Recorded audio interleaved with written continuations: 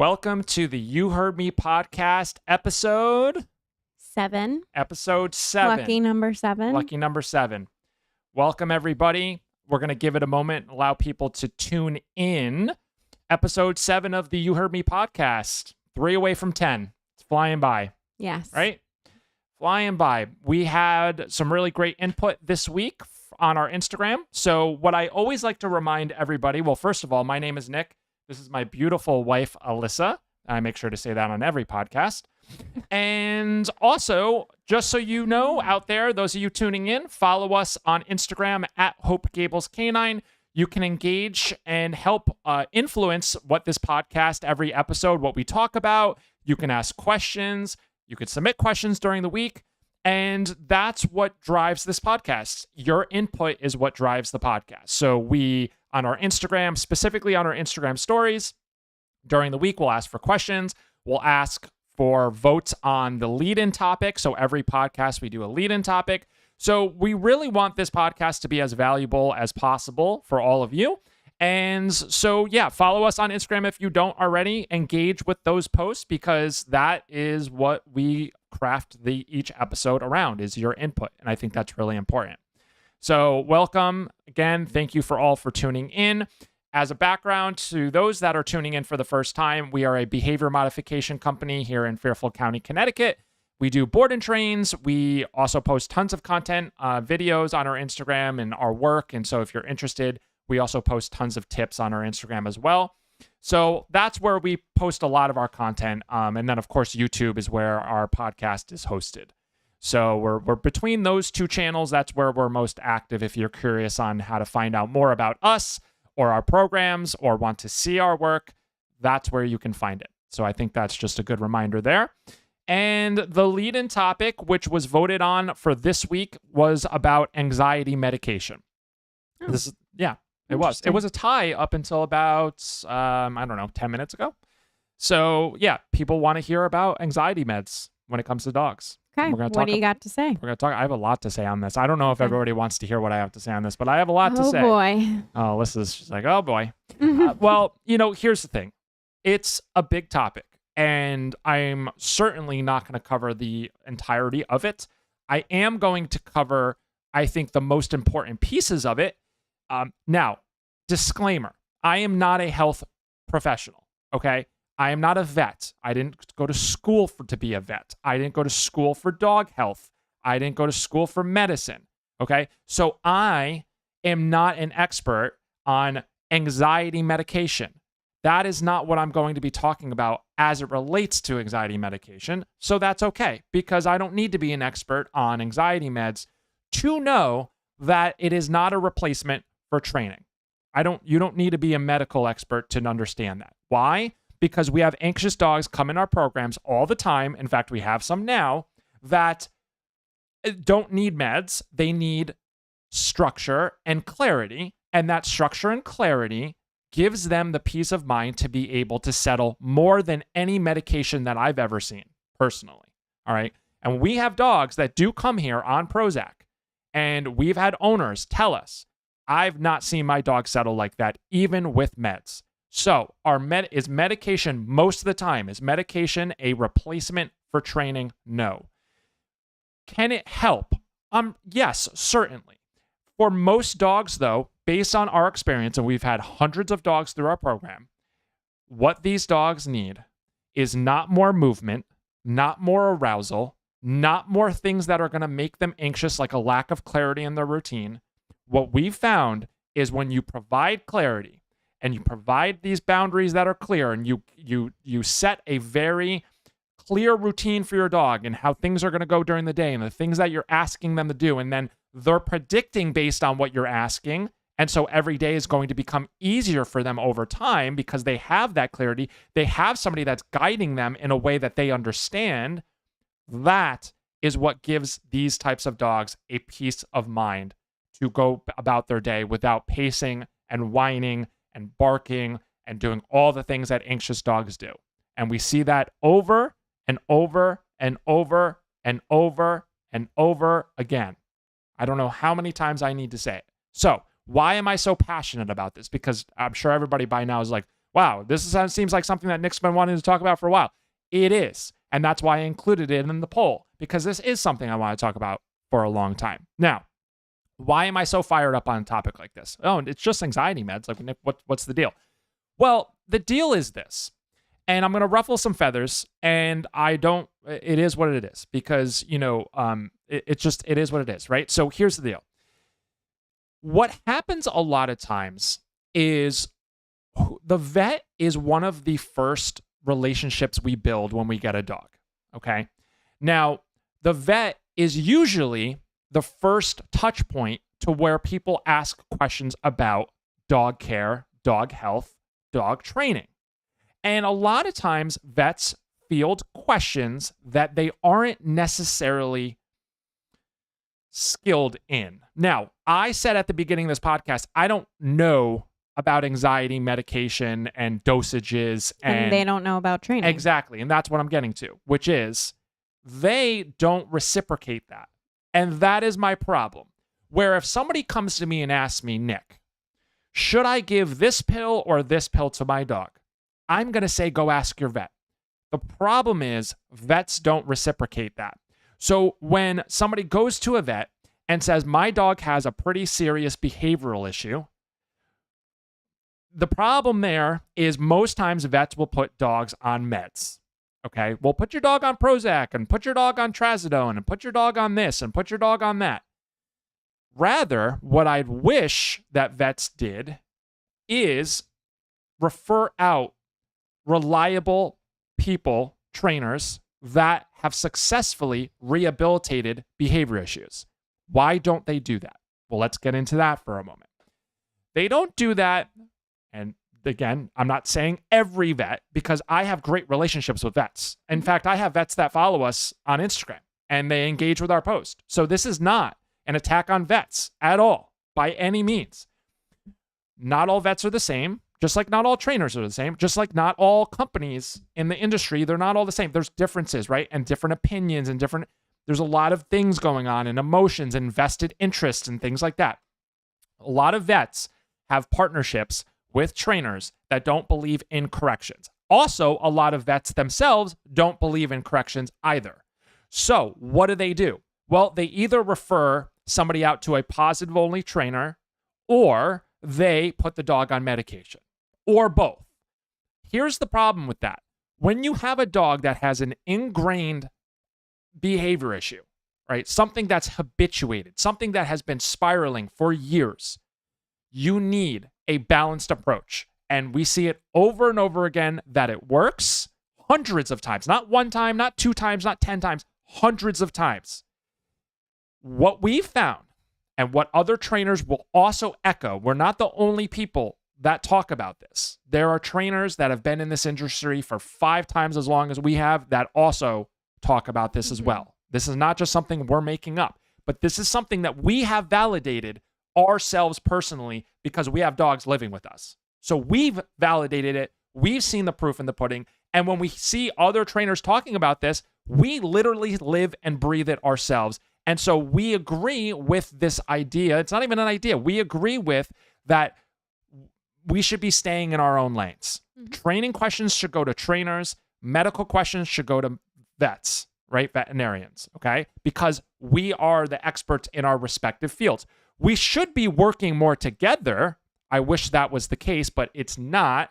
And there are a lot of vets, like I said, that out of their own belief system of not believing in balanced approaches when it comes to training, will put a dog on meds, or they'll refer out to a positive-only trainer or a force-free trainer, or whatever the buzzword you want to use, that is not skilled to solve that issue. And then what starts to happen is, right, people get defeated and they are lost, and then they get referred to a behaviorist, which is also part of the vet network. Right. And then they pay all this money, and then they wake up a year later and there's no improvement. Or if there is, it's very, very little improvement. That's my problem with that, with the whole thing. That's the problem, all right? Again, we're not the only people that talk about this, but it happens to us too. And it happens to other trainers. And this is something that we all gripe about. The word is gripe, right? I think that's the word. I don't know. It's been a long week. I'm pretty sure that's the word that I'm looking for. I'm just trying to make sure, again, it's been a long week of training, so I'm making sure that I'm using the right words and verbiage here because this is a very important topic. I think that I've been very clear though thus far, and I'm looking at Alyssa because this is serious stuff. And I take this seriously because it's the difference of you putting your dog on meds or going and looking at options when it comes to training. And my recommendation is always this. Look at your options for training first and see how that goes. But you need the right trainer and you need the right training. Just because you went to a trainer that doesn't believe in using certain training tools or doesn't believe in using certain approaches or whatever, that you didn't widen your scope enough. You need to widen your scope and go, hey, have I exhausted my training and what have I done and can I do more? Before you put your dog on, just go ahead and nilly-willy put your dog on meds. There's work that has to be done. And, okay, we've been able to take dogs, like clients, like we've worked with dogs that are highly anxious. I'm like, hey, I don't think your dog needs that. Not my decision to make. It's your vet's decision, and it's also your decision to make. However, look how settled your dog is. And then what they say is like, yeah, my dog has never been able to settle like that, even on meds. That should be enough to raise the red flag here and say, hey, maybe something's not going right in the industry between vets and trainers and the recommendations that owners are getting, which are misguided and they're leading people to fail. And I don't like seeing people fail. And I don't like seeing dogs fail. Right. And that's a problem. And when I see a problem, and Alyssa knows this. Oh, you fix it. When I see a problem, I like to fix it. Now, I'm not going to be able to fix and solve the entire world issues, especially as something. I think one day you might be able to. Well, maybe That's one how day. good you are. At Maybe it. I'll run for president. No, I don't want that. I don't want that job. But I get passionate about this stuff because I don't like seeing people fail. I don't like seeing dogs fail, and they're failing because of this issue, and they're failing because of other issues. But I don't know. This will be a 3-hour podcast if I go through all those things. Yes, it would. But I hope that, look, I respect the opinions of my family. I respect the opinions of everybody that I love, everybody that's close to me. Doesn't mean that I have to agree with them. And the thing is, when your vet is giving you advice on training, a lot of times it's not coming from a place of they know that is effective. It's coming from a place of their own belief system. Mm-hmm. And a lot of times they're putting that on you, and they shouldn't be. Now, let's take it back to us. What we do is not a belief system. It is an approach. It's not an ideology because we use everything and we tailor our approach to the specific dog. That is not a belief system. So we're not trying to be like, oh, you got to do balance or you got to do this or you got to do that. No, we're like, let's take the dog, let's take the issue, and let's use what works best for the dog, but not just the dog, but for the owner as well. That is dog training, and that's how every dog trainer should be. That's not the case, though.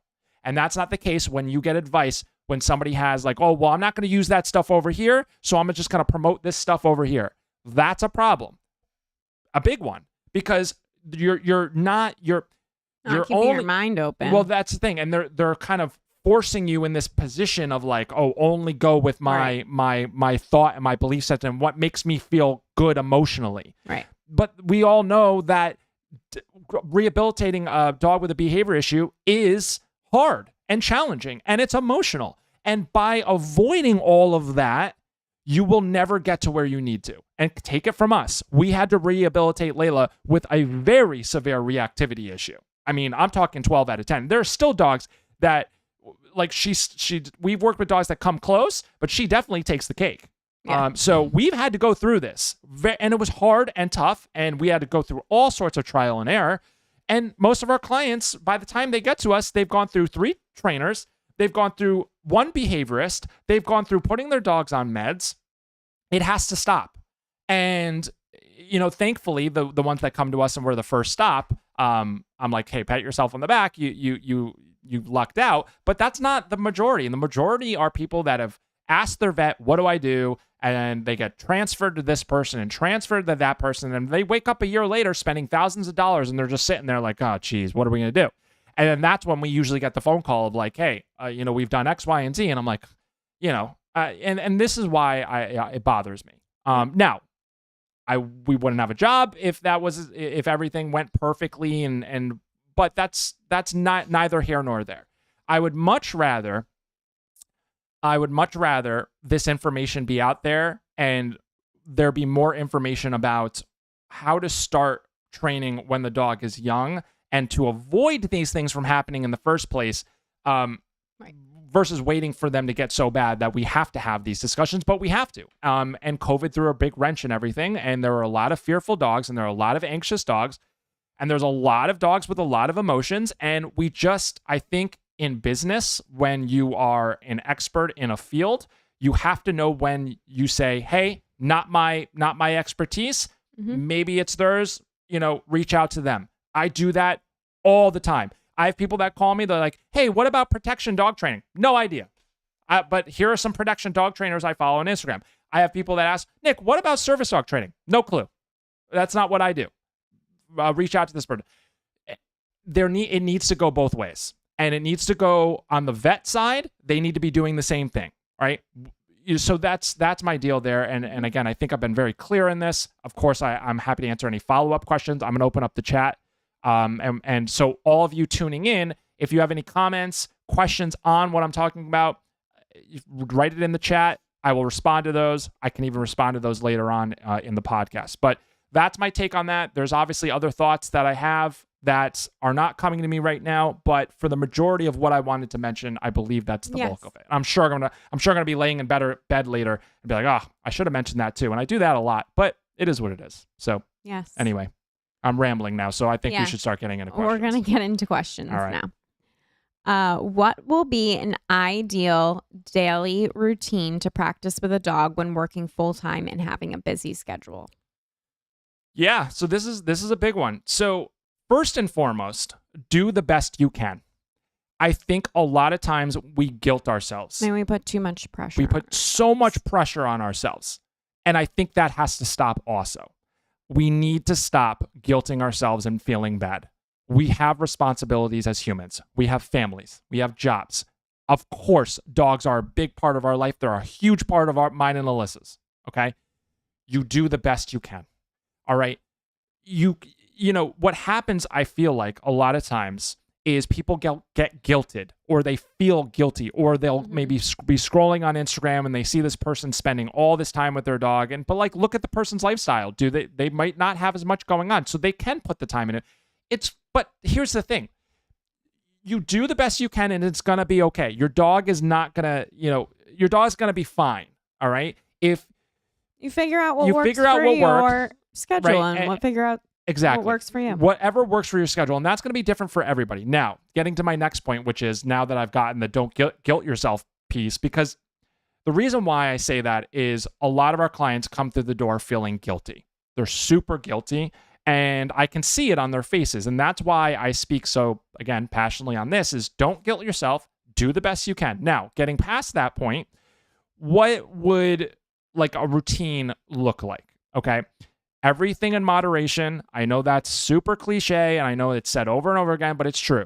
Everything in moderation. You want to build in rest, play, and exercise equally during the day. All right. And you want to do what you can. All right. If you have a job, you can't say, hey, I'm going to come in 2 hours late because I was playing ball with my dog. That's not going to fly. So you make time. Make the time that you can make. If you have to wake up a little bit earlier, okay, fine. That's what you do. If if you have the opportunity to come home, if you work close by, then you come home and you play with your dog. If you don't, then you hire somebody. There's so many options. Like Alyssa and I, we had the best dog walker. She took our dogs, played with our dogs, took them to the park, walked them around. They got tons of exercise during the day. They got to play with other dogs. You figure it out, right? Now, you want to build in a balance of all of those things. And resting in a crate is not the worst thing. And I think that's another thing that we guilt ourselves on a lot of times is like, oh, my dog's laying in a crate. Let them rest. They don't need to be like an overtired kid that's just playing ball all day or sitting. That's why daycares don't work.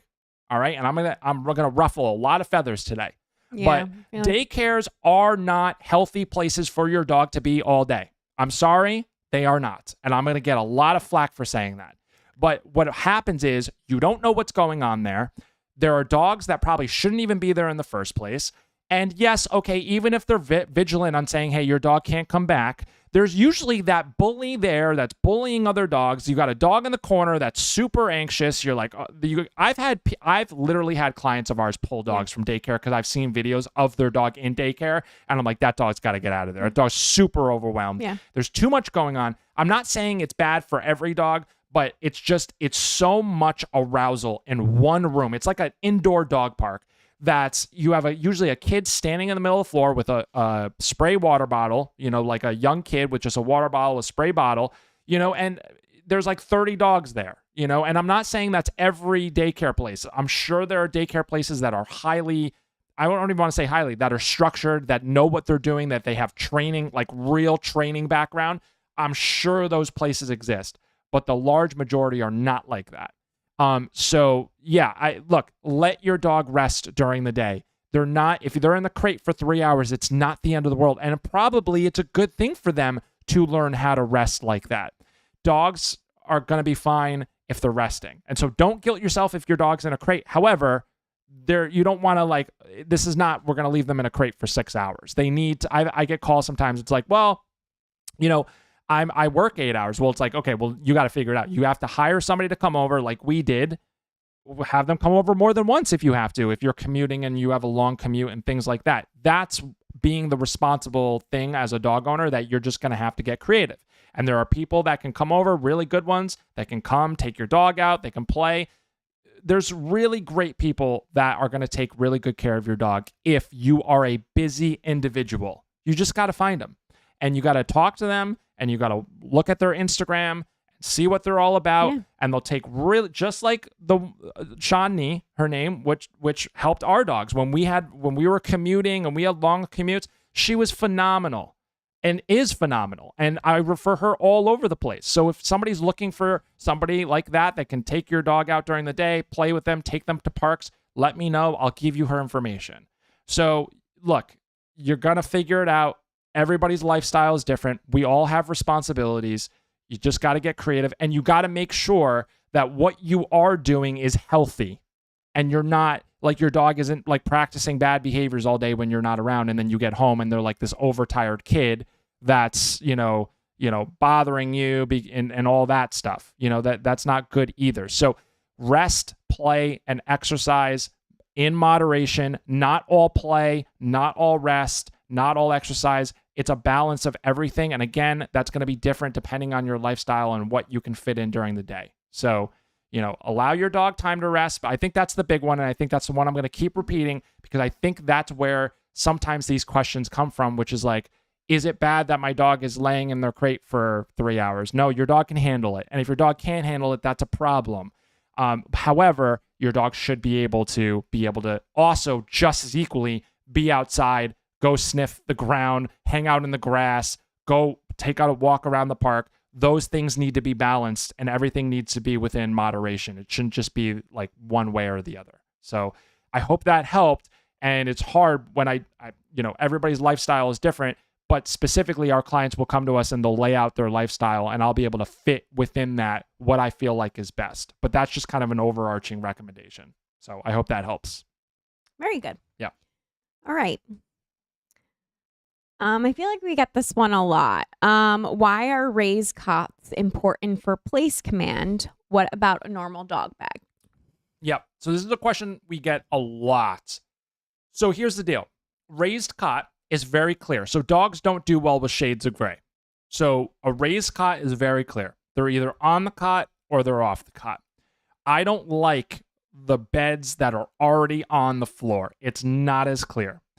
What happens, or what starts to happen, is dogs will start army crawling. Okay, so you're going to see a little this. Like inching forward off of the bed. You know what? Frenchies do this a lot. We've had a couple Frenchies that they love to do the little army crawl, right? That's what starts to happen. And when you're not paying attention, if the dog gets away with it, they're like, well, my paw is already on the ground, so why can't my paw be on the ground over here? It's just not as clear. You need clear boundary. Define boundary, right? Define boundary. So I don't like these little like mats that are like this thick, and that's not to me, that's not an effective place command. And you're going to have a much harder time keeping your dog on that type of boundary than if it was they had to be on top of something. Right. So that's why we recommend raised cots. We're very, very clear in why that is. And just, it's the best 40, 35, 40 bucks that you can spend. We have them all over our house. We use them every day. You can pick it up. You can put it in the yard. You can take it with you. You can take it with you. It can get rained on. They're easy to clean. Yeah. You can hose it off. They're great. And you can put a comfy bed on top of it. So we have a little thing that's made for them, a cozy little, what would you call it? It's like a shirt. It's cover. Not like this. It's a little bit. But it's a little bit thinner than that. You could just take like whatever the bed you already have and just plop it on top, and that's fine too, right? That's totally fine. But here's the thing: they call them cooling beds because it allows the airflow under it, and that's why dogs actually find these very comfortable, especially dogs that have long fur like ours. We have 2 Aussies. They enjoy it because it allows that airflow versus you have this big fuzzy furry bed on the floor and it doesn't allow a lot of circulation. And so that's why when you go on Amazon, you're going to see raised cots called cooling beds, and that's the reason why they call them that. Just so everybody knows. But that's the reasoning behind that. Yeah. Yeah. It's a good question. Is it we get that one almost every day. Yeah. So it's a good one. What is your opinion on clicker training? Oh boy, I feel like you're going to No, I'm not going to go on a long tangent on this one. I went on my one long tangent. Well, we'll see. The podcast there were like 2. Well, the podcast isn't over yet, but I went on my long tangent. I think we have a lot of questions to get through today. So you know. All right. Well, I don't. You can save maybe some for next week. Okay. Well, no. Let's try to get through everything. Okay. I mean, it's been a long week, but I'm getting my second wind. Okay. And I'm feeling pretty good. You're having your vitamin water? I have my vitamin water. It's a different one. Did you know 50 Cent made a ton of money on vitamin water? Did you know that? And this was the one that he actually came out with, the one that I guess he designed. What is it? So it's a pomegranate, blueberry pomegranate. I used to drink this one all the time, and these are great. I love vitamin water. I've been drinking vitamin water. I used to go to the deli when I was in high school. That's another thing. You can't really come across a good deli, although I did find one in Norwalk, JB's Deli. And this is not an ad. I'm not like trying to shout somebody out. Nobody paid me to say this. But JB's Deli is the authentic chicken cutlet, like the shredded lettuce, the mayonnaise. You get your vitamin water and your Lay's chips. Brings back so many high school memories. You can't really find a good deli like that. And I found one 2 weeks ago, JB's Deli, and I walked in and it was like eureka. And sometimes the smallest things, and Alyssa knows this about me, the smallest things make me the happiest person. Yes. And I'm an Italian, and we grew up with food. So food generally makes me pretty happy. So that's just a little tidbit. Makes a lot of people happy. Yes. Anyway, what's the next one?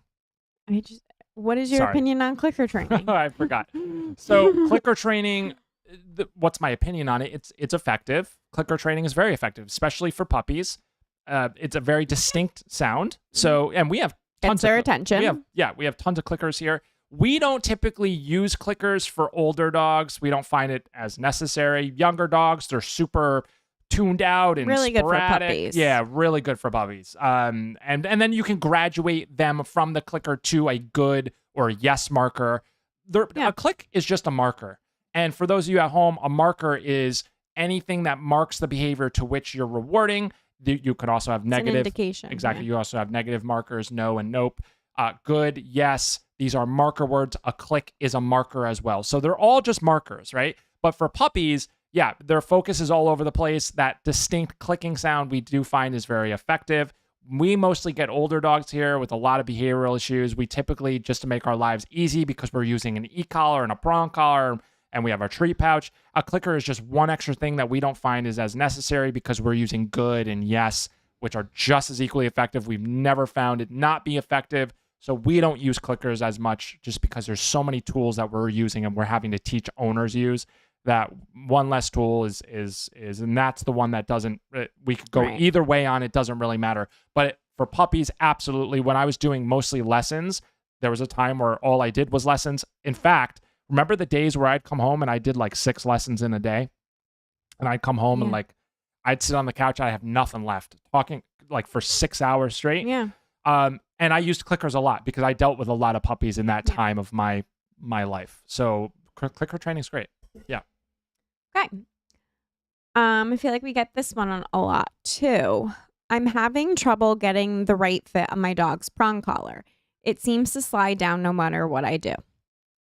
Okay. So perfect fit. Every dog's neck and neck size and everything is going to vary. So finding a perfect fit, there's no such thing as perfection. So finding a perfect fit is not always going to pan out. However, there are things that you can do. You can put on, if you're using an e-collar, a lot of times the e-collar will stop the prong collar from sliding down. All right. That's a good solution. We find that work pretty well for us. They don't make, as far as I'm aware, they don't make half links. I wish they did, but they don't. So now we use buckles on our prong collars. We don't actually pinch the prongs in and out. And because we use buckles, a lot of times our prong collars are a little bit looser. Mm-hmm. However, the prong collar usually keeps it high enough. Now, it becomes an issue when the prong collar is going all the way down here to like the shoulder blades and upper body of your dog. However, if it's high on the neck and you have a lot of room still from there to the upper body of your dog, I say you're probably okay. I know there are a lot of trainers out there like, oh my God, the prong collar is a half an inch too low. Guess what? Doesn't make a difference. It really doesn't. If it's 5 inches low, yeah, it's a big difference. But, for these keyboard warriors that are like, oh my God, it's a half an inch lower than it should be. Guess what? Doesn't matter. And stop spending all your time online. It's not healthy for you. So that's my piece on that. How was that one? Very good. I see conflicting advice. Some dog trainers say sniffing is fine for walks and some don't allow it. What's your take? Interesting. Sorry, repeat that one more time. I see conflicting advice. Some dog trainers say sniffing is fine for walks and some don't allow it. What's your take? Okay, well, the intention, what is your intention and what, what are your expectations for the walk, right? If you go on a hike, nobody wants their dog in a heel on a hike. Let them explore and sniff to their heart's desire. If you're walking through town and there's a lot of things going on, then I'd probably put the dog in a heel. Not probably, I would. And I would want a very structured walk in that specific environment and scenario. So there's a time and a place for everything. No sniffing. It all depends what the environment you're in and what expectation, that you want from your dog. Right. Okay. So I don't think that you going black and white here. It's more of what is the context of the situation, right? There is no harm in sniffing, but if your walk is nilly-willy and you have a reactive dog and they are fixating on everything, well, yeah, you don't want to let them on and off the grass and on and off the grass and have your walk be loosey-goosey, because the whole idea is the more structure you have, the less likely your dog is going to be reactive. So a loosey-goosey walk where your dog is in front of you and they're marking every 5 seconds. If they're mostly male dogs, will mark every 5 seconds of their walk, and then they're fixating on that over there, and they're looking over there, and they're here on the left, and then they're here on the right. Not good in most circumstances, right? Especially if you have a reactive dog. So I would say for reactivity, it's more important where your dog is during the walk and how structured you are. But is sniffing okay? Yeah, of course it's fine. It's just, what is your dog dealing with? Do they have a behavior issue? Are you working on rehabilitating that behavior issue? Then that might dictate what you have to do during your walks. If you have a dog that's just head in the clouds, who cares? Let them be in front of you. Let them sniff. Let them do whatever they want, because there's really no issue there. Now, it only becomes an issue when it's an issue. And I think that's also very important, right? So if it's an issue, then you have to address that issue. And then that dictates what you can or shouldn't be doing with your dog to help them become better. And so these are all things that you have to really think about and take into account, and especially, like I said, for reactivity. Most reactivity is coming from a lack of clarity of how that dog should be walking when you're outside the home. Right. So, yeah. Okay. Saw your previous podcast episode on not allowing greetings on leash. What about if I ask my dog to sit and then release them to say hi? Is that okay? I don't like that either. I'm going to tell you why. I've gotten this question a handful of times, not a handful, probably throughout the years, at least 20 plus times I've gotten this question. And here's why I don't recommend it. Okay.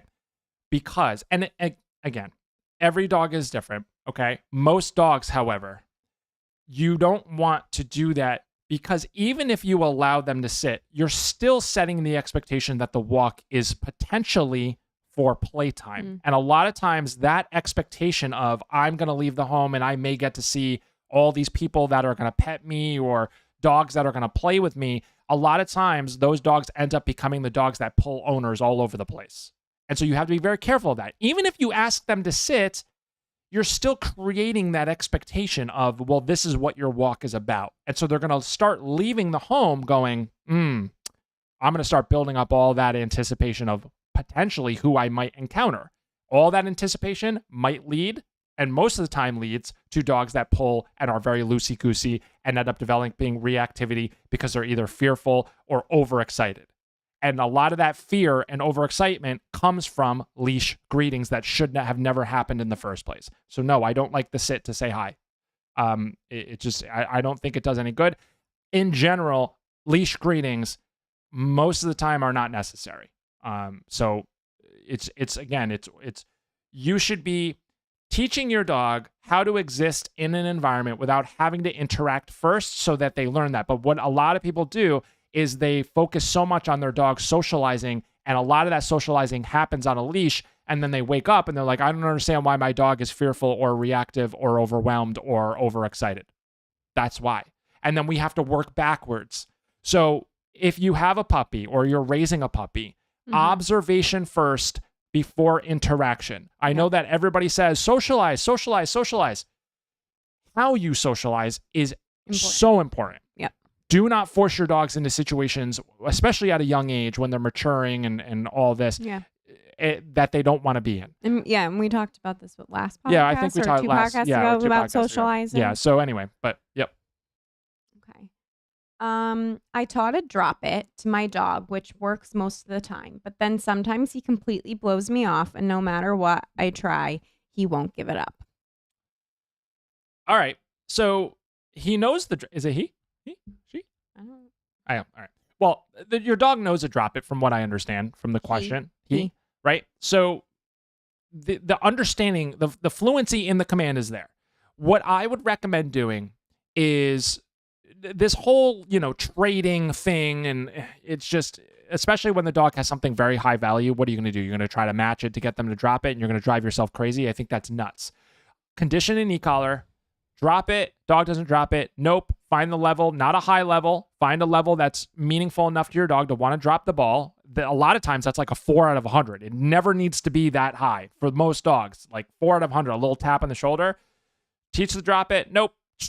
Dog drops it, throw the ball. You probably only have to do that 2 or 3 times for your dog to understand the concept of it, and you're off to the races. So that's what I would do there. You're just basically what you're doing is you're saying, hey, I want to engage with you. You're obviously not giving this up, and I don't even know what the context of the not dropping the thing is in this circumstance. But if it's a guarding issue, then you would teach an out command a little bit different. But if it's just dropping something like a ball, again, 4 out of 100, drop it. Dog's like, I don't really feel like doing it. Nope, tap, dog drops it, grab the ball, throw it. This goes great. And again, you're not blasting your dog with the e-collar. Don't do that. Use the level that is a communication level. And I think that's another thing that's not talked about enough, where e-collars are really just invisible leashes. They're teaching tools. Yeah. And a lot of people think about e-collars as just like blasting the dog with the e-collar. That's not, there's so many resources out there that you can watch. One of them I mention all the time on this podcast, Tyler Muta's Mastering the E-Collar course. You watch that and your mind is going to explode on all the things that you can do in the e-collar. It is not just, dialing up and be like, drop the damn thing. No, it's drop it, all right, 4 out of 100. Dog's like, okay, drop it, pick up the ball, throw it. It's an indicator for what the dog will do. And it's a release of the jaw. Right. And so it's pretty easy to teach because you're not asking the dog to go to place or a come command, which is a little bit more nuanced. You're just asking the dog to drop the thing. And dogs, they're very, very keenly aware and they pick up on this very quickly. So teaching a drop it should not take very long when we're using an e-collar. Okay. Obviously, there's a process to it, which we're not going to be able to go in on the podcast, but it is fairly intuitive to go through. Can you train an e-collar to an anxious dog? Won't it create more anxiety? All right, so I lied. I think I said that I was only going to go on one tangent. Probably this is going to be the other one. How many questions do we have after this? 2 more. We have 2 more. All right. Well, I'm looking at the chat. Oh, good. We love Hope Gables K9. Thank you guys for holding us accountable. Love it. Love it. I'm more than happy. That's why we do this. We're trying to help as much as possible. And sometimes we may say things that may make people feel a certain way. We don't mean or intend to do that, but a lot of the things we say are things that people need to hear. And if you really look, there were things that when we were struggling with Layla that we didn't like hearing, but we knew that those were the things that we needed to hear. And in order to exactly. help her. Yeah. And so as our job as trainers is to be consultative, be, rooting you on, being supportive. And also being real with you. And being real with you. Yeah. So the question, sorry, you had, the anxious dog with e-collars. Yeah. So going back to my earlier point, e-collars are very effective training tools when you know what you're doing. An e-collar, the perception of an e-collar, I think for the majority of the population is like, this is a negative thing. You're just shocking the dog. You're creating blah, blah, blah. All the things that the positive only community says and to scare you from using it. Like all of that stuff is out there and it's swirling around and it's not helping the idea of that's anything but what an e-collar is. So an e-collar, when you're conditioning an e-collar, it is no different than an invisible leash. You have 100 levels.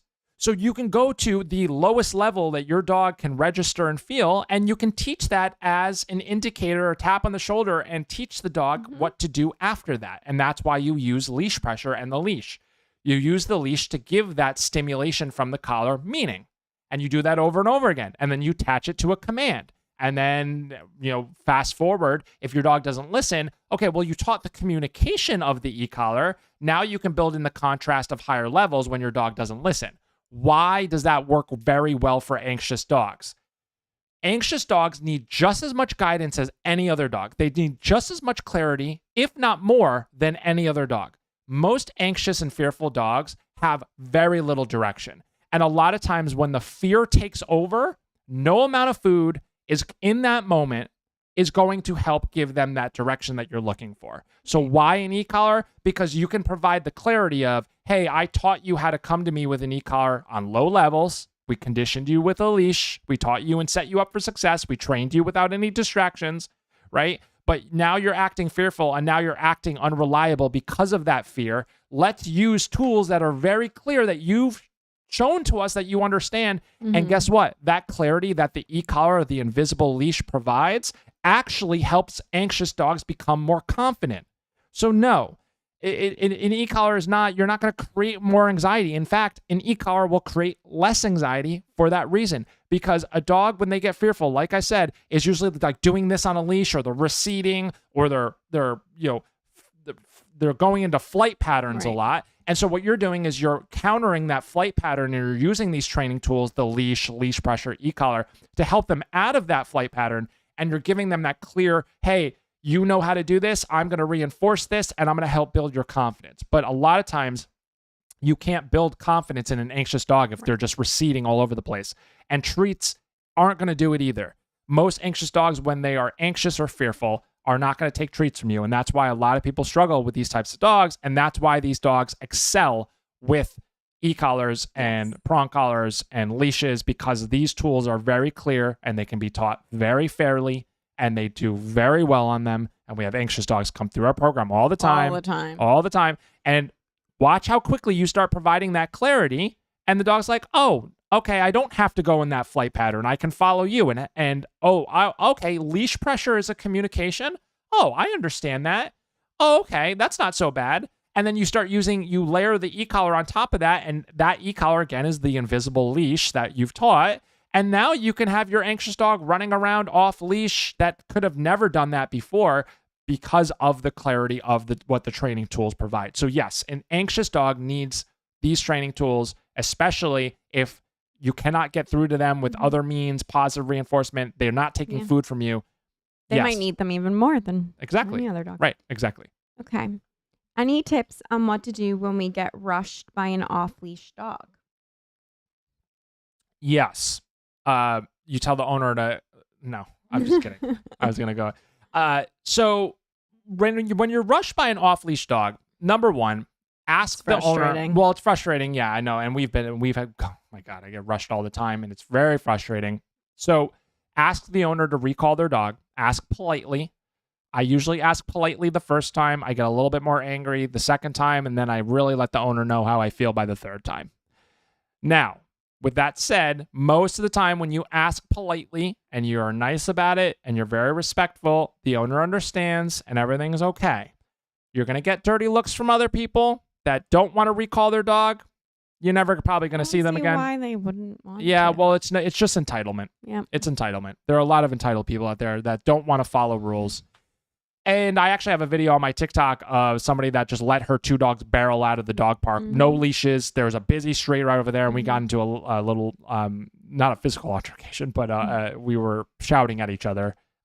So she's like, I'm coming out. And I'm like, I don't know what that means. And then there it goes. 2 of her labs just rush me and this reactive dog that I'm trying to, teach how to be more confident, and messed all that up because she didn't want to follow the rules. And so, yeah, other people are frustrating. Ask them to recall their dog. If that doesn't work, start walking in the other direction because the other dog will start losing interest.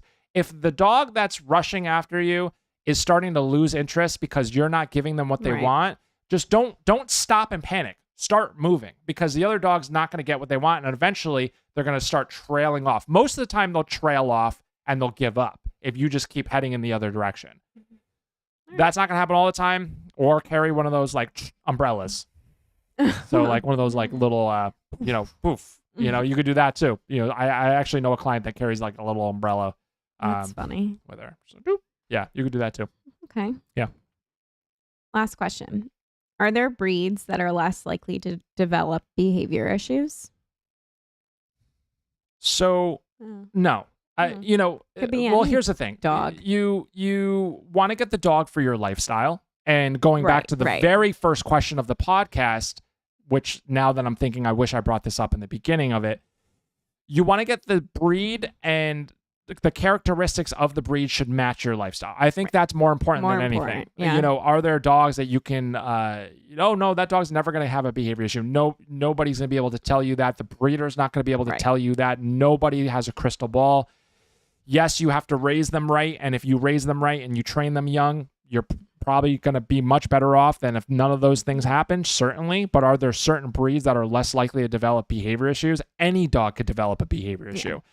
Chihuahuas, a lot of times get a bad rap, and a lot of breeds actually also get a bad rap. But Chihuahuas specifically, like there's this running joke, and it's like, but Chihuahuas are the ones that are usually babied, they're picked up, there's never any boundaries in the home, and those are the ones that are like, they have all sorts of issues. But it's not the breed, it's a lot of those dogs, it's just they're coddled, and a lot of times they're not properly exposed or whatever it might be. And so it's not necessarily a breed thing, it's environment, it's how you're guiding your dog. It's why are you laughing? What did I miss? My sister, yes.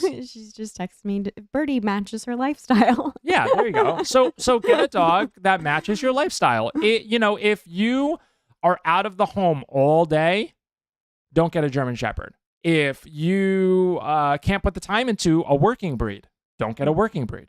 If you if you live a really busy lifestyle, get a bulldog or something. The thing is, when we get dogs that don't match our lifestyle, that's when you start getting into issues. Now, you figure it out, though. And I'm not saying like, hey, you are where you are. And I'm not saying, hey, just get rid of your dog. That's not what I'm saying. There's always things that you can do. So if you found yourself in that predicament where you're like, oh, man, I didn't do enough research on this breed. Look, all dogs can be trained. And they can be trained to be manageable for your lifestyle. Right. Okay, we do it every day. So I'm not saying, what did you do? Are you crazy? No, that's not where I'm coming from with what I'm trying to say. But if you have the option, especially the next time around, really think about like, what is the breed's characteristics and what is my lifestyle? What is my lifestyle going to be 5 years from now, 10 years from now, 15 years from now? And just really sit down and think long and hard about that, because different breeds need different energy put into them and time and exercise and things like that, and Right. just evaluate if you can provide those things. And if you can, great. And again, that doesn't mean that if you jumped into a breed and you didn't do enough research. Look, there's no shaming you here, okay? Because there are things that you can do to figure it out. Like I said earlier in the podcast, you can hire people to help you. We help people all the time. We take in dogs, for boarding a lot, so that we can give them that exercise, that get them out into town and go to parks and let them get exposed to things that normally they probably the owner wouldn't have time to expose them to. We do this all the time. So there are people out there that can help you. So again, either way, you're going to figure it out. But I think if you're starting from scratch, if you're looking for a dog from scratch, really sit down and write out your lifestyle and figure out and really do the research of the breed and see if those two things match up. And then you're less likely to get a behavior issue from that. Okay, so hopefully I didn't ruffle any feathers on that one, but I think that's pretty fair. Yeah. Yeah. Very good. Yeah, I mean, look, we're episode 7. Yes. We're 3 to go to 10. I am really thoroughly enjoying engaging with all of you. I cannot say how much I appreciate all of your support.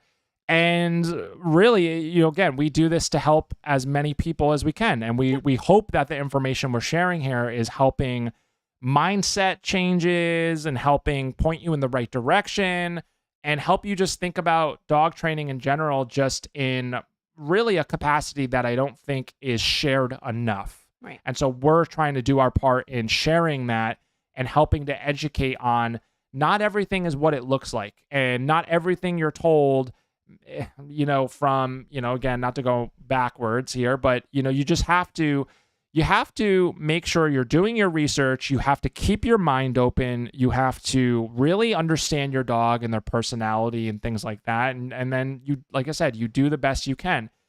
Our job is just to give the information, and what you do with that, hopefully that helps improve the lifestyle you have with your dog. And I'm going to leave everybody with that. Thank you so much. The You Heard Me podcast coming to you every Thursday, 8 p.m. We will see you next week. Have a great night. Thanks so much for tuning in. All right. Take care.